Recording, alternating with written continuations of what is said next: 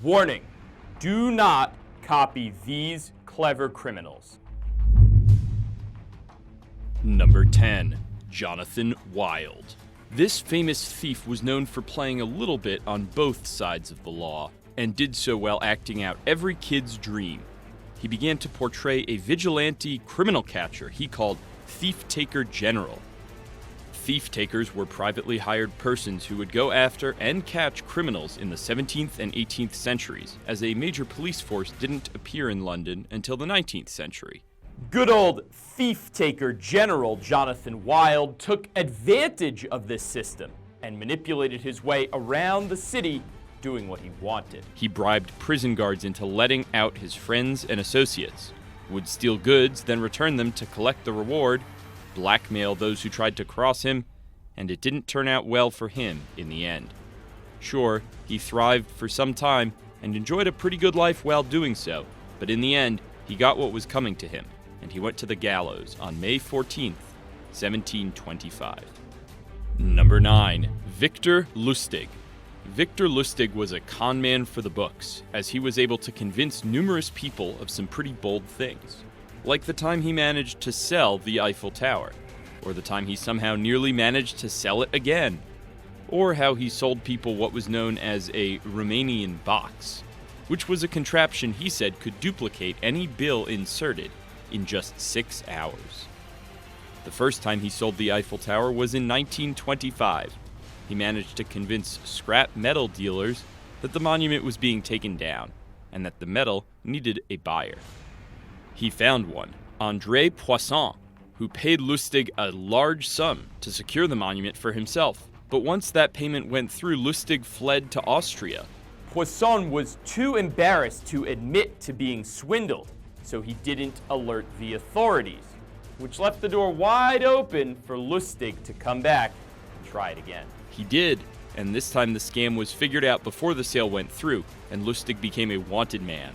He fled to the US and started up a profitable counterfeiting ring, was caught by authorities, escaped, was caught again, got sentenced to 15 years in Alcatraz, and passed away after catching pneumonia on March 11th, 1947. Number 8. J.D. McMahon. In the original Newbie building in Wichita Falls, Texas, there were 7 tenants, and McMahon's oil rig construction firm was one of them. Local legend says that McMahon decided to announce that he planned to add to the Newbie building. A high-rise annex would be built to support the city's increasing need for office space. Investors loved the plan, and he collected roughly $200,000, nearly $3 million today, from them for the high-rise. He drew up blueprints, and the investors looked them over and signed off on them, and that's when all the trouble began. He constructed according to the blueprints, only instead of the 480-foot tower they were expecting, they got a 40-foot, 4-floor building. The investors tried to sue, but McMahon had the signed blueprints, which all showed that the building would consist of 4 floors and stand 480 inches in height. It's nicknamed World's Littlest Skyscraper, and it fits its name well. Number 7. Eugene Francois Vidal. In 1809, just as he was turning 34 years old, Eugene Francois Vidal was arrested again after committing another crime and decided to become an informant. He was tasked with gathering intel about other inmates in La Force prison in France. This officially began his work for the other side of the law, and just 21 months later, he was released from prison, and his release was disguised as a prison break to keep anyone from becoming suspicious. In 1811, he formed a unit of plainclothes security officers called the Brigade de la Sûreté, which translates to Security Brigade. Then Napoleon himself made the brigade a full-fledged police force in 1813 and renamed it Sûreté Nationale.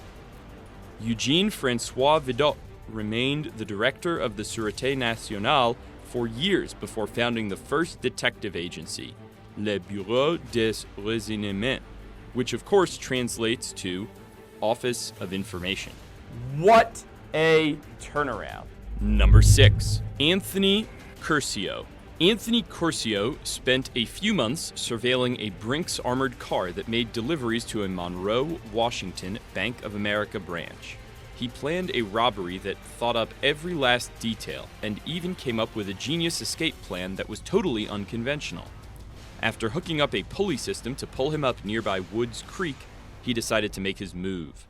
He put an ad on Craigslist, asking for 15 to 20 construction workers for a job and told them to meet in the Bank of America parking lot, very specifically dressed, at the time Curcio had planned to pull the robbery. They showed up on the morning of September 30th, 2008, and Curcio, dressed like the workers so as not to be identified, made his move. He maced the Brinks guard, grabbed 2 bags of money, ran to the creek, pulled himself and the money upstream, and met up with his getaway driver. It all went off perfectly, except for one thing. A homeless man had information that led police to Curcio, and he was arrested in December 2008. He ended up sentenced to 72 months in prison, was released in April 2013, and is now a public speaker to help deter kids from drugs and crime. Number 5. Pink Panthers. This group of heisters is named after the Pink Panther films, as they are a network of jewel thieves. There are roughly 200 to 250 members in this group, and they're from all over southeastern Europe.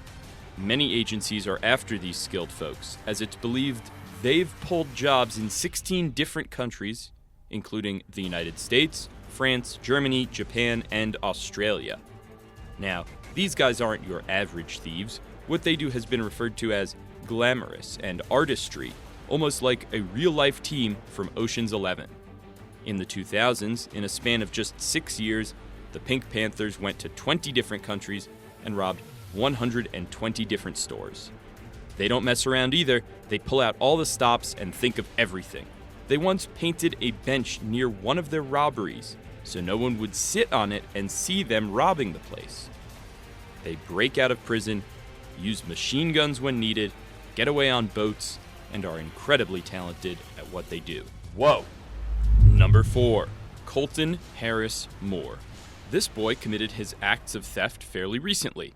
We mean, the guy was on the run just 9 years ago in 2010. Moore was just 19 years old when he went on his incredible crime spree that was reminiscent of the great Frank Abagnale Jr.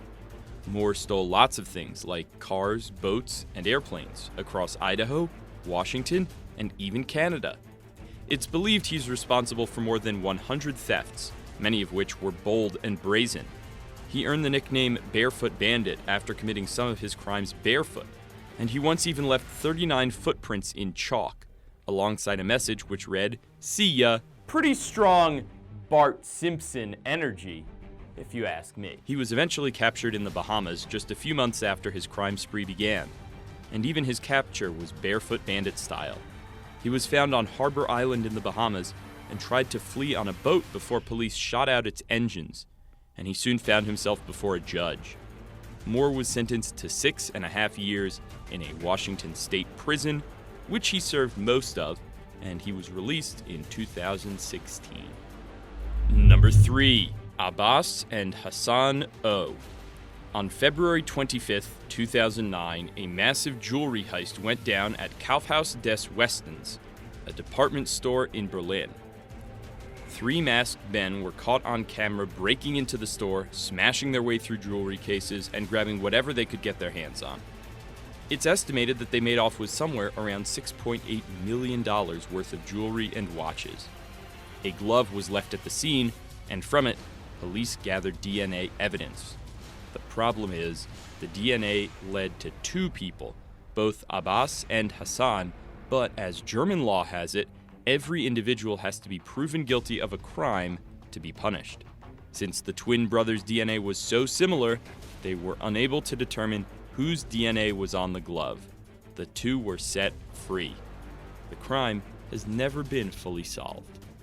Now that is true brotherhood. Number 2. Frank Abagnale Jr. This guy is a legend, and was even immortalized in the movie Catch Me If You Can. He was portrayed by none other than Leonardo DiCaprio. Abagnale was once one of the most notorious imposters around and assumed at least 8 different identities between 15 and 21 years of age. He didn't shoot for easy identities either.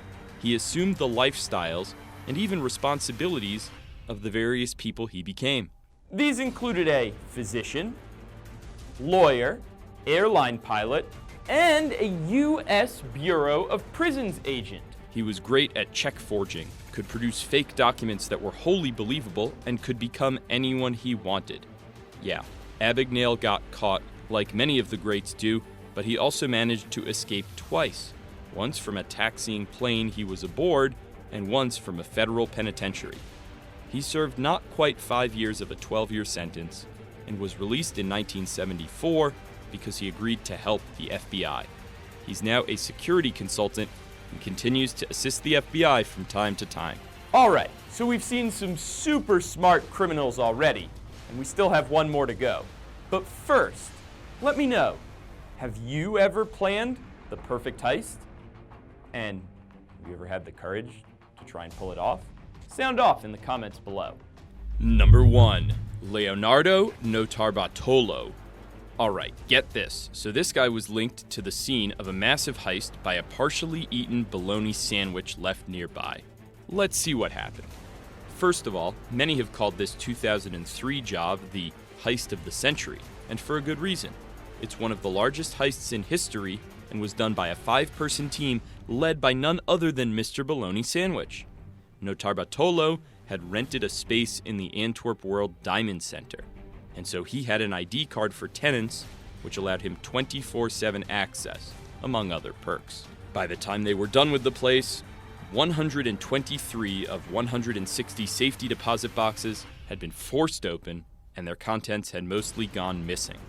They got gold, jewelry, and diamonds, which were worth more than $100 million. The great part about all this, their Tom Cruise-like style somehow beating a seismic sensor, magnetic field, Doppler radar, infrared heat detectors, and a lock combination with a mind-blowing number of possibilities.